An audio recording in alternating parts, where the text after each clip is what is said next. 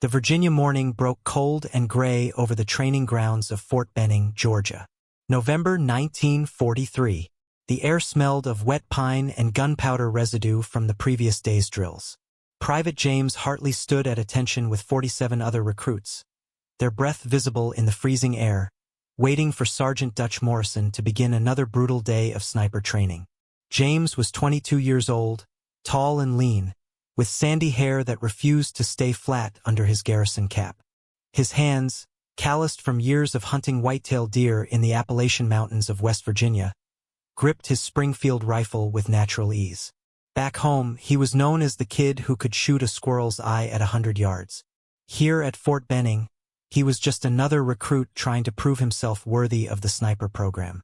Sergeant Morrison was a legend. A barrel-chested man in his late 30s with a scar running from his left eyebrow to his chin, courtesy of a German bayonet in the First War. He'd seen combat in the Argonne Forest, survived the trenches, and returned to train the next generation of American marksmen. His voice could shatter glass, and his standards were impossibly high. Out of every 100 men who started sniper training, maybe 10 graduated. The sergeant paced in front of the formation, his boots crunching on frosted grass. Behind him stood another figure, a visitor from across the Atlantic. Captain William Sheffield of the British Army, a sniper instructor who'd been fighting in North Africa before being rotated stateside to share tactics with the Americans. He was shorter than Morrison, with sharp features and piercing blue eyes that seemed to calculate distances even while standing still. A small scar marked his temple.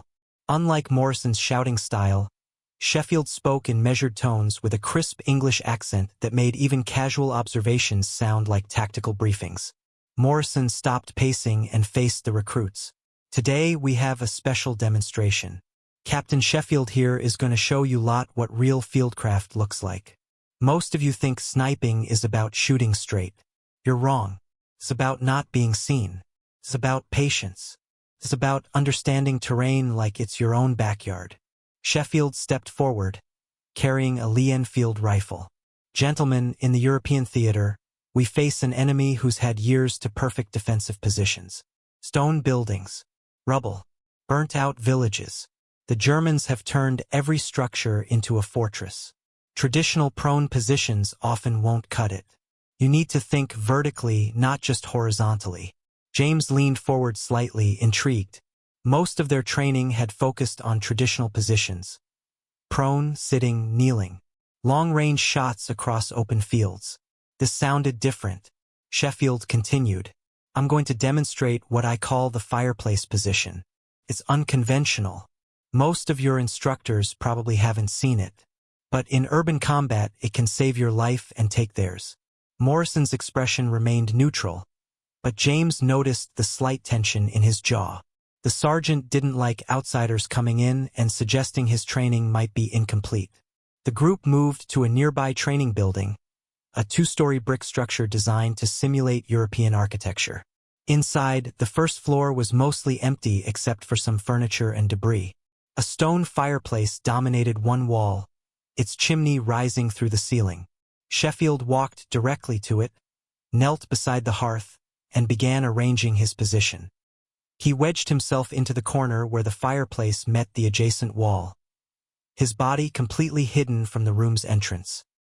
His rifle barrel barely protruded from the shadow of the fireplace opening, angled upward at approximately 45 degrees toward a window on the far wall. From this position, Sheffield explained, you're invisible to anyone entering the room. The fireplace provides hard cover. The angle allows you to cover the window, the doorway, and even part of the street outside through the window reflection. You're shooting upward at a diagonal, which disorients return fire. They'll never expect a shot from this low angle. Morrison crossed his arms. That's a hell of an awkward position, Captain. What's your effective range from there? Sheffield smiled thinly. Last month outside Tunis, I dropped a German officer at 480 yards using this exact setup. He was coordinating a counterattack from a second-story window across the plaza. Never knew what hit him, the recruits murmured. 480 yards from an indoor fireplace position seemed impossible. The angle alone would throw off any conventional calculation. Morrison's skepticism was obvious. With respect, Captain, that's a lucky shot. Nobody can consistently hit targets at that range from such an unstable position. Sheffield's expression didn't change. Would you care to make a wager, Sergeant? The tension in the room shifted. James felt his pulse quicken. Morrison never backed down from a challenge, especially not in front of his recruits. Morrison's jaw tightened. What kind of wager? Sheffield gestured toward the window. There's a practice target on the far range. 475 yards. Elevated position. I'll take one shot from this fireplace position. If I hit center mass, you incorporate this technique into your curriculum. If I miss, I'll admit British methods are outdated and leave your training program alone. Morrison considered this. One shot. Cold bore. No practice rounds. One shot. Sheffield agreed. James watched the two men, fascinated by the contest unfolding. Around him, other recruits whispered bets. Most sided with Morrison. The fireplace position looked absurd, cramped and unstable. Shooting upward at that angle would require calculations that seemed beyond human capability. Morrison nodded slowly. You're on, Captain. Let's see what British marksmanship really looks like. The entire training company assembled outside the brick building within 15 minutes. Word had spread fast. A challenge between Morrison and the British captain. Money changed hands as recruits placed bets. The cold November wind picked up, rattling the bare branches of surrounding oak trees. James positioned himself near the front of the crowd, his breath forming clouds in the frigid air. He'd always respected Sergeant Morrison, but something about Captain Sheffield's quiet confidence intrigued him. The Englishman didn't boast or posture. He simply stated facts and backed them with action. Morrison stood beside the building entrance, arms still crossed, his face carved from granite. Beside him, Lieutenant Colonel Peterson had arrived, the base commander himself, drawn by reports of the unusual demonstration. Peterson was a political animal, more concerned with paperwork than fieldcraft, but he understood that morale depended on maintaining faith in American training superiority. Colonel, Morrison said quietly, this is irregular. We have established protocols for a reason. These experimental positions might work once in combat under specific circumstances, but they're not reliable for training purposes. Peterson nodded. I agree, Sergeant. But let's see what the man can do. If he fails, it reinforces your methods. If he succeeds, we learn something valuable. Either way, the men get a lesson. Inside the building, Sheffield had prepared his position with methodical precision. He checked the fireplace bricks for stability, tested the angle 3 times without firing, and calculated wind drift based on the tree movements visible through the window. His Lee Enfield rested against his shoulder, the barrel elevated at that impossible 45-degree angle. The target had been confirmed. A standard silhouette positioned at 475 yards on an elevated platform behind the main range. From ground level, it would be a challenging but manageable shot. From inside a building, through a window at an upward angle from a cramped fireplace corner, it seemed impossible. Morrison walked to the doorway. Captain Sheffield, you have the range. One shot. Take your time. Through the window, James could barely see Sheffield's silhouette in the shadowed fireplace corner. The man had become a ghost, invisible except for the slight glint of his rifle barrel. Minutes passed. 5, then 10. Some recruits shifted impatiently. James remained frozen, watching. He understood what Sheffield was doing. Waiting for the wind to settle. Calculating the exact moment when all variables aligned. Morrison checked his watch, irritation crossing his face. Captain, we don't have all day. Sheffield's voice came from inside, calm and steady. Patience wins battles, Sergeant. Rushing loses them. More minutes crawled by. The wind continued its irregular gusts, swirling dead leaves across the frozen ground. James noticed Morrison's jaw working, grinding his teeth. The sergeant hated being made to wait, especially in front of his men. Then, sudden as a thunderclap, the rifle shot cracked through the cold morning air. The echo of the gunshot faded across the training grounds. For 3 seconds, nobody moved. Every eye strained toward the distant target platform, too far away to see clearly without binoculars. Morrison already had his field glasses raised. His expression remained stone-cold as he focused on the target. James watched the sergeant's face, searching for any indication of the result. Nothing. Then, slowly, Morrison lowered the binoculars. "Center mass," Morrison said flatly. "Direct hit." The crowd erupted. Some recruits cheered. Others groaned as money changed hands. James felt electricity surge through him. 475 yards from an indoor fireplace position, shooting upward at an angle that defied every conventional training manual. Sheffield had done it. The British captain emerged from the building, his Lee Enfield cradled professionally across his chest. His expression showed no triumph, no smugness. Just the quiet confidence of a man who'd proven exactly what he'd claimed. Colonel Peterson stepped forward, extending his hand. "Remarkable shooting, Captain. Truly remarkable." Sheffield shook his hand briefly. "Thank you, sir. Though I should clarify this wasn't about showing off. In Tunis, that German officer I mentioned was directing mortar fire that had my squad pinned down. The fireplace position wasn't chosen for style points. It was the only angle that gave me a shot without exposing myself to return fire. Necessity breeds innovation." Morrison approached, his jaw still tight but his eyes showing grudging respect.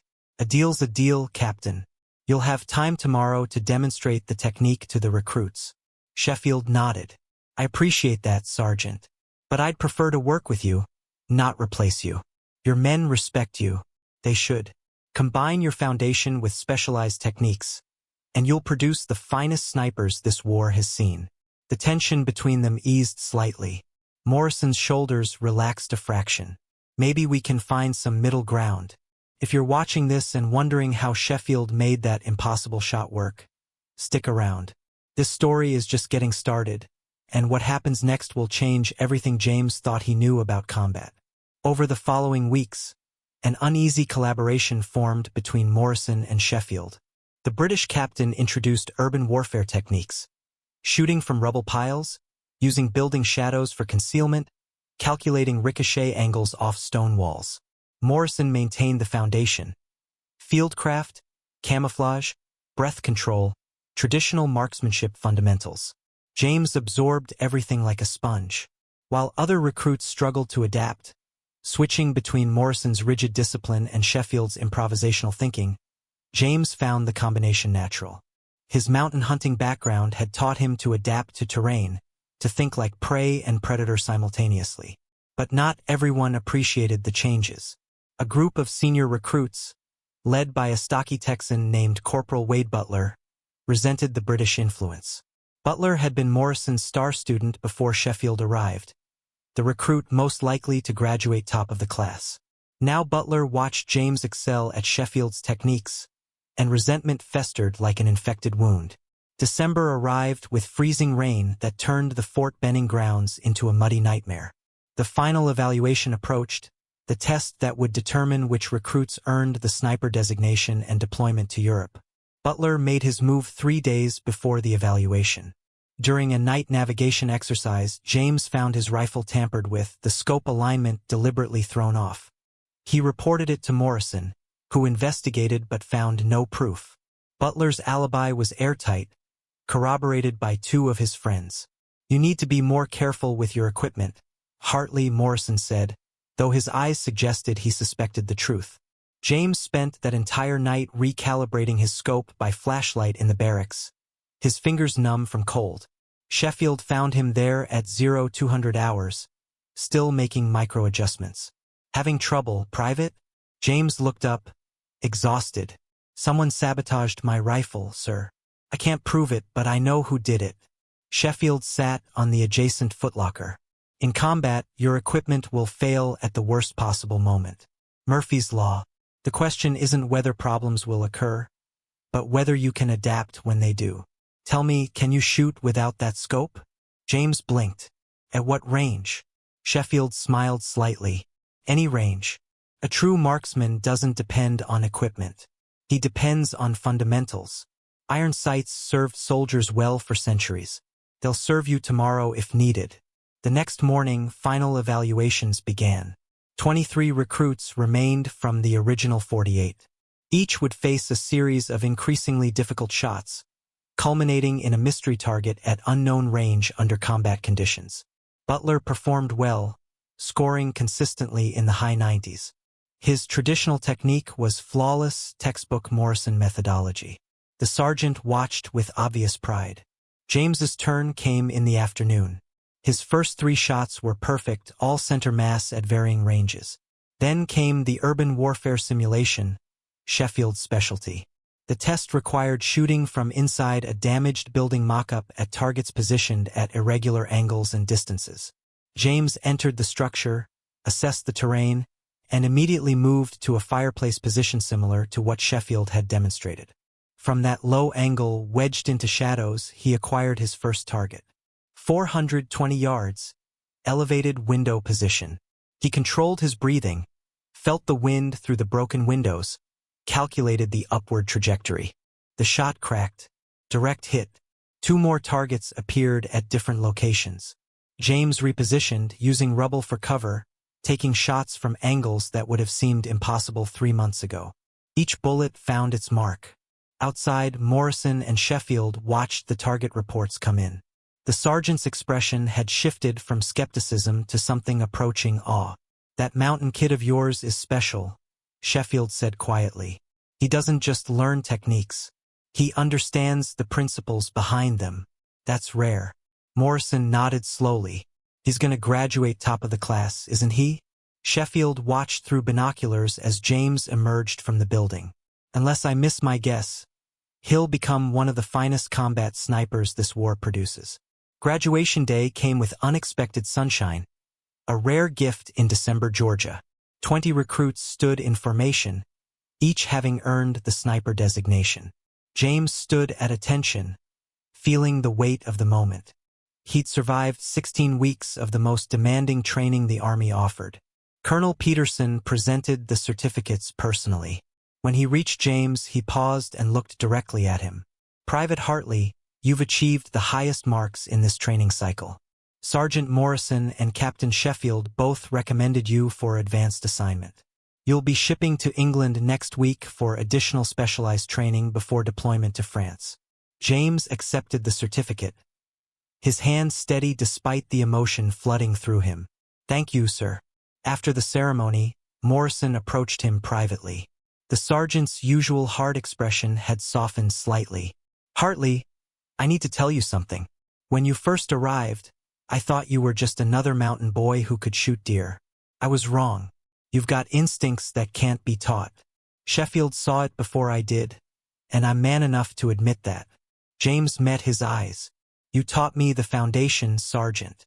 Without your discipline, Sheffield's techniques would have been useless.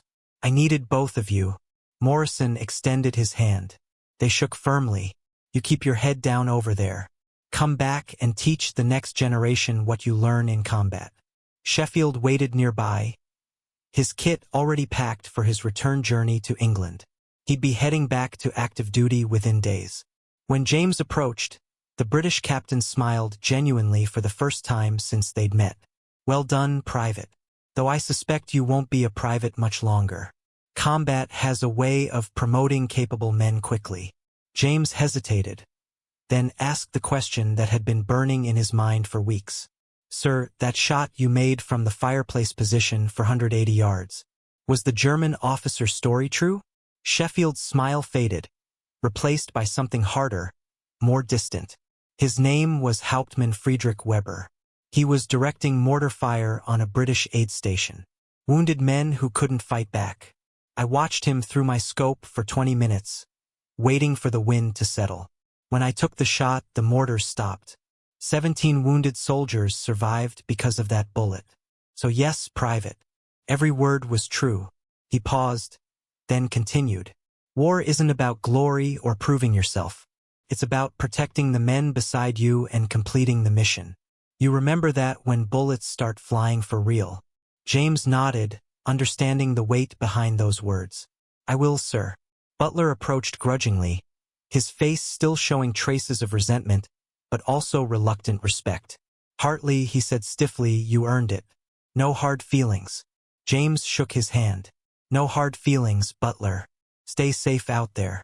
As the sun set over Fort Benning, James packed his duffel bag, carefully wrapping his rifle in protective cloth. Tomorrow he'd board a train to New York, then a transport ship to England. The real war waited across the Atlantic. France, June 1945. 2 weeks after Germany's surrender. James sat on the stone steps of a liberated chateau outside Reims, cleaning his rifle in the warm summer sunshine. The war in Europe was over. Around him, soldiers celebrated, drank captured German wine, and wrote letters home. He was 23 now, though he felt decades older. A jeep pulled up, kicking dust across the courtyard. Captain Sheffield emerged, now wearing the insignia of a major. He'd survived the entire European campaign, training snipers and leading reconnaissance operations from Normandy to Berlin. "Hartley," Sheffield called out, approaching with a smile. "I heard you were with the Third Army. Thought I'd track you down before we all ship home." James stood, saluting, then shaking Sheffield's hand warmly. "Major Sheffield. Good to see you made it through, sir." They sat together on the steps. Sheffield produced 2 cigars, offering one to James. For months they talked, sharing stories from different fronts. James had landed at Normandy 3 days after D-Day, fought through the hedgerows, survived the Battle of the Bulge, and pushed deep into Germany. His confirmed kills numbered 73, though he never kept count himself. "That fireplace position you taught us," James said, exhaling cigar smoke. "I used it twice. Once in a bombed-out house outside Bastogne, another time in a German village. Both times it saved my life and my spotter's life." Sheffield nodded slowly. "Morrison wrote me last month. He's been teaching it as standard curriculum now. Even named it the Sheffield position in the training manual, though I told him that was unnecessary." James smiled. "You earned it, sir. That demonstration at Fort Benning changed everything. Not just for me, but for everyone who came after." Sheffield was quiet for a moment, looking out across the French countryside, peaceful now after years of devastation. "I've been thinking about that day. The wager with Morrison. Truth is, I wasn't completely certain I'd make that shot. 70% confident, maybe, but sometimes you have to take the risk to prove the point. War taught me that certainty is a luxury. Adaptation is survival." "What's next for you?" James asked. Sheffield shrugged. "Back to England. Maybe stay in the army, maybe teach." "You?" "Home to West Virginia. My father's getting old. The mountains are calling. Maybe I'll teach hunting to kids. Pass on what I learned. Not the killing, but the patience, the discipline, the respect for the craft." They sat in comfortable silence as the sun descended toward the horizon, painting the sky orange and purple. 2 snipers who'd survived the worst war in human history, bound by a technique born from necessity and proven under fire. Thank you for watching this story until the very end. If it moved you, hit that like button and drop a comment below sharing your thoughts. Subscribe to the channel for more incredible true stories of courage and survival. What story should we tell next? Let us know in the comments. Until next time, remember that sometimes the most unconventional approach is the one that saves lives.